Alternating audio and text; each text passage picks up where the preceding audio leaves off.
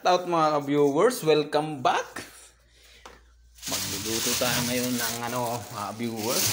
Yo, nakikita niyo yan, bumili ako sa Bakala. Yan. Yan.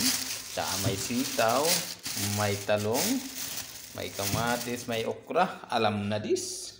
At umpisahan ko na itong gayatin mga viewers para makapaghapunan na tayo at may pambaon tayo para bukas. Let's go. Na nga mga ka-viewers, natapos ko na yung kalabasa, so sunod ko na naman itong nag-iisang ampalaya. At natapos na ang ampalaya, isusunod naman natin ang talong. At isusunod na naman natin yung okra na kasing laki ng braso. At kasunod yung sitaw. Magluluto na tayo mamaya-maya mga ka-viewers.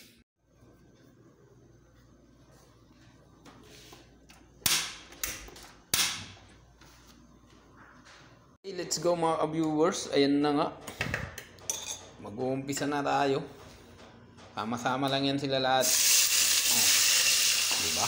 Gigisa natin ng pangmalakasan yan mga viewers. Yo. Nanghiram lang pala ako ng lutuan, pero hindi ako nagpaalam. Kasi wala kaming lutuan na ganyan. Maganda to kasi masarap ang pagkaluto dito. Yo. At isusunod natin yung mabisang kalabasa. Ano na natin pagsalang mga viewers. Kasi matigas to. Ano na natin para mamaya sabay-sabay sila paglambot. Okay. At ito yung pansahog natin mga viewers. Alamang isda. Galing pa to sa Leyte de Lao. Nagtataka kayo, bakit ganyan? Ako din nagtataka, ba't kayo nagtatanong?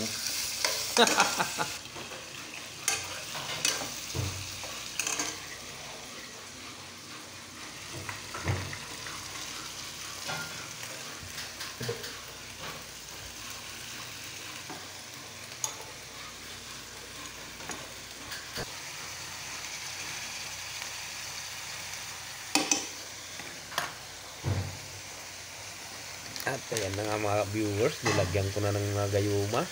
Yan, paminta galing Australia. Sinabay ko na rin yung bitchin galing China. Napakabisa yan mga viewers. At ayan na nga patis galing sa Pasig River. Yan, napakasarap yan, malinamnam yan mga viewers. At ayan na nga, tubig galing sa Pacific Ocean. Pure natural, walang halong chemical. Oh, napakasarap. Mekos-mekos natin yan mga viewers. O yan, itsura pa lang, masarap na, parang ako. Alright. Yun, luto na. Ready for it na to. Ready for it, English yun mga viewers. Yan, mekos-mekos natin konti. At sandukin, gamit ang maiwagang sandok. Ayo, napakasarap. Maraming salamat mga viewers sa inyong panunood. Mabuhay kayo at mag-ingat kayo palagi saan man kayo naroon. God bless you all. Bye!